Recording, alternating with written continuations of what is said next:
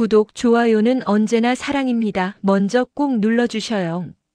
조선의 체스 마스터 숙종 왕좌 위의 줄타기. 프롤로그 1680년 창덕궁 대조전.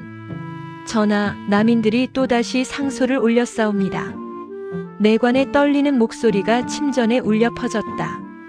20살의 젊은 왕숙종은 창밖을 바라보며 입꼬리를 살짝 올렸다. 그의 손에는 바둑돌이 쥐어져 있었다. 흑돌과 백돌이 서로 잡아먹으려 하는구나. 그런데 말이야. 숙종은 바둑판 위에 돌을 툭 떨어뜨렸다. 판을 뒤집는 건 결국 이 손이지. 그날 조선 역사상 가장 극적인 정치 드라마가 시작되었다. 1장 14세 소년왕의 각성. 1674년 경덕 궁지금의 경희궁. 숙종이 왕위에 오른 건 겨우 14살 때였다. 아버지 현종이 급작스럽게 승하하자 어린 세자는 하루아침에 조선의 주인이 되어야 했다. 전하, 서인과 남인이 또 싸우고 있사옵니다. 뭐 때문에? 효종대왕 비의 상복을 몇 년 입어야 하느냐는 문제로. 14살 숙종은 그날 깨달았다. 이 사람들은 진짜 문제를 논하는 게 아니구나. 권력을 가져가려는 거구나. 하지만 어린 왕에게 힘은 없었다. 대신들은 어린 왕을 무시했고 서로 싸우느라 바빴다. 숙종은 잠자코 지켜봤다. 그리고 배웠다. 권력은 나눠주는 게 아니라 빼앗는 거다. 2장 첫 번째 환국 경신환국 1686년이 흘렀다. 20살이 된 숙종은 더 이상 어린 왕이 아니었다. 남인 재상 허적의 서자 허견이 역모를 꾸몄다는 고변이 들어왔다. 진위는 불분명했다. 하지만 숙종에게는 기회였다. 허적을 국문하라. 전하, 허적 대감은 나라의 원로이십니다. 원로라고 역적의 아비가 될 수 없는가? 차갑고 날카로운 목소리. 남인들이 술렁였다. 그들은 지난 6년간 권력의 정점에 있었다. 그런데 어린 왕이 칼을 빼든 것이다. 하룻밤 사이에 남인 대신 200여 명이 파직되고 유배갔다. 그 자리를 서인들이 채웠다. 조정은 충격에 빠졌다. 하지만 더 놀라운 건 숙종의 태도였다. 과인이 서인을 좋아해서가 아니다. 남인이 너무 강했을 뿐이다. 이 한마디에 서인들조차 등골이 서늘해졌다. 왕은 자기 편을 만드는 게 아니었다. 균형을 만들고 있었다. 3장 장옥정, 궁궐에 들어오다 1680년대. 그 무렵 숙종의 눈에 한 여인이 들어왔다. 장옥정. 역관 장영의 딸로 어머니를 따라 궁에 들어온 궁녀였다. 미모는 당연했고 그보다 더 매력적인 건 그녀의 대화 실력이었다. 전하, 이 글귀를 보셨나이까? 장옥정은 한비자의 한 구절을 인용했다.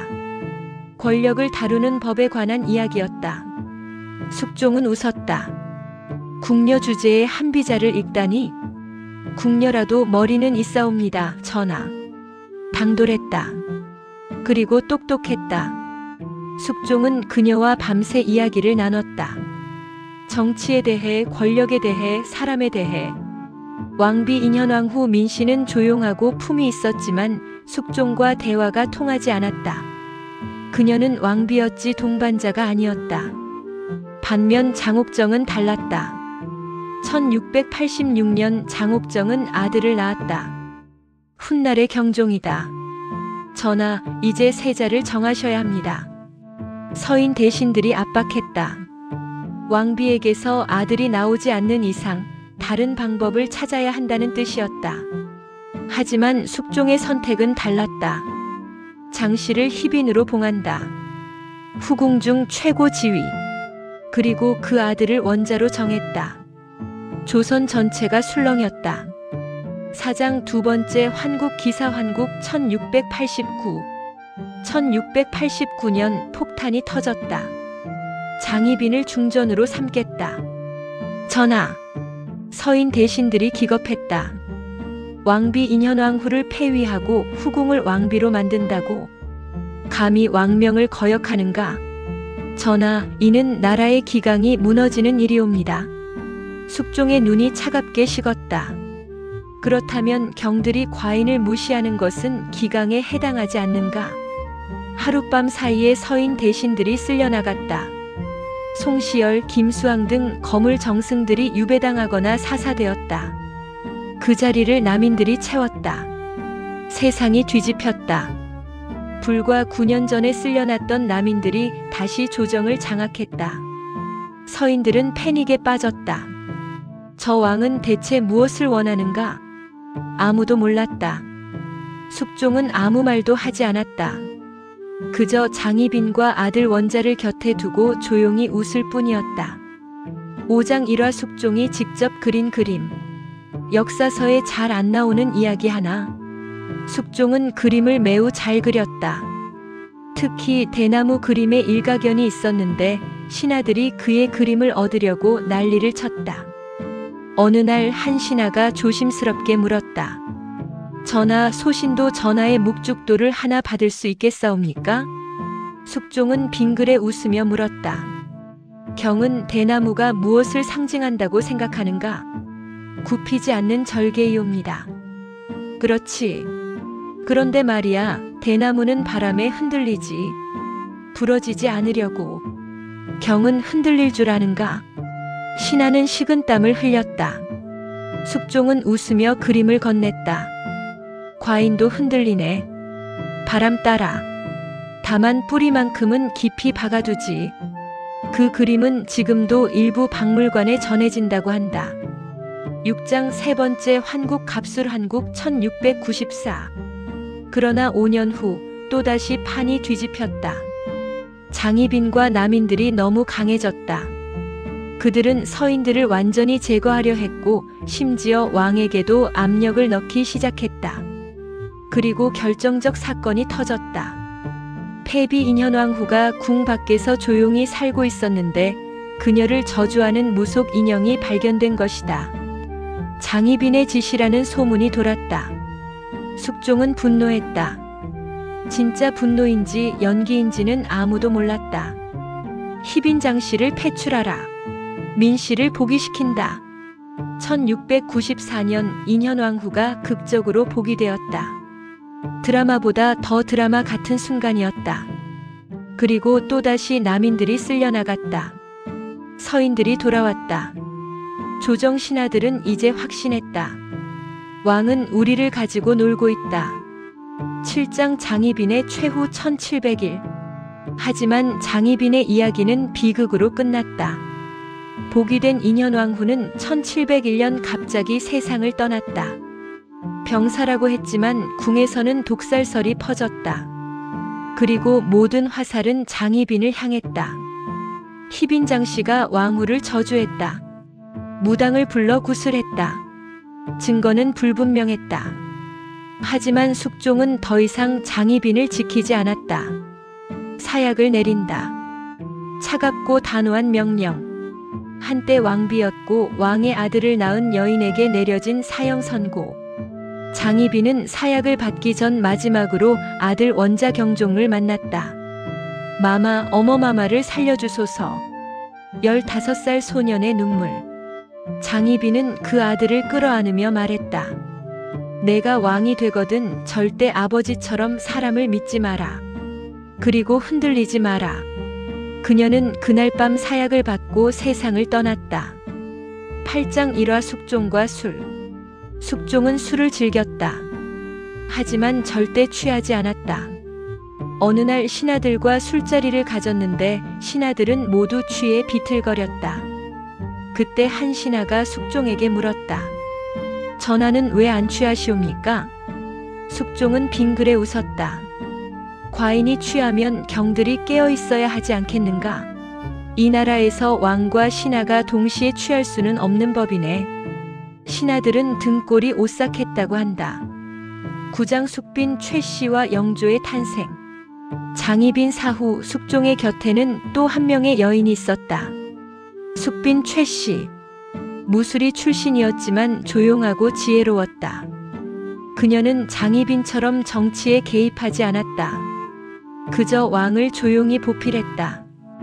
그리고 1694년 그녀는 아들을 낳았다. 훗날의 영조다. 숙종은 이 아들을 유심히 지켜봤다. 경종은 병약했지만 영조는 건강하고 총명했다. 이 아이가 언젠가 왕이 될지도 모르겠구나. 숙종은 조용히 영조를 교육시켰다. 경종에게는 왕위를, 영조에게는 미래를 준비시킨 것이다. 10장 숙종의 말년 백두산 정계비. 1712년 숙종은 조선과 청나라의 국경을 확정하는 대역사를 이뤘다. 백두산 정계비. 조선과 청의 국경을 명확히 하는 비석을 세운 것이다. 신하들은 의아해했다. 전하, 왜 갑자기 국경 문제에 관심을 가지시나이까? 숙종은 백두산을 바라보며 말했다. 과인이 조정의 판을 아무리 뒤집어도 이 땅만큼은 흔들리지 않아야 하지 않겠는가. 그는 정치적으로는 냉혹했지만 나라의 기반만큼은 확실히 다졌다. 화폐 제도를 정비하고 군사 제도를 개혁하고 세금 제도를 손봤다. 환국으로 조정은 혼란스러웠지만 나라의 뼈대는 오히려 단단해졌다. 11장 1화 숙종이 남긴 편지. 숙종이 죽기 몇 해 전 그는 경종에게 편지를 남겼다. 왕이란 외로운 자리다.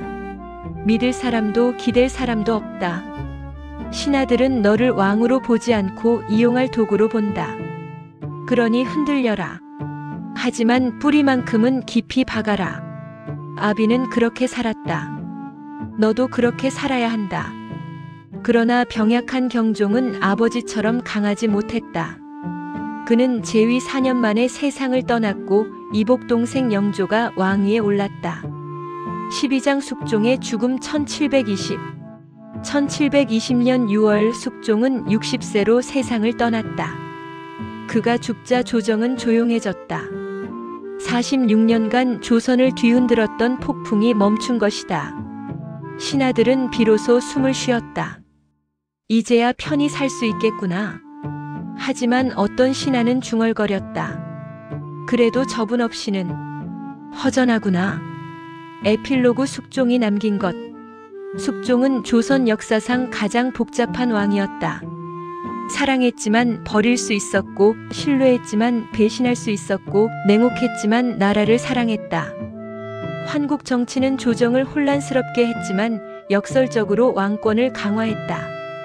장희빈의 비극은 궁중 암투의 상징이 되었지만 그 속에서 경종과 영조라는 두 왕이 태어났다.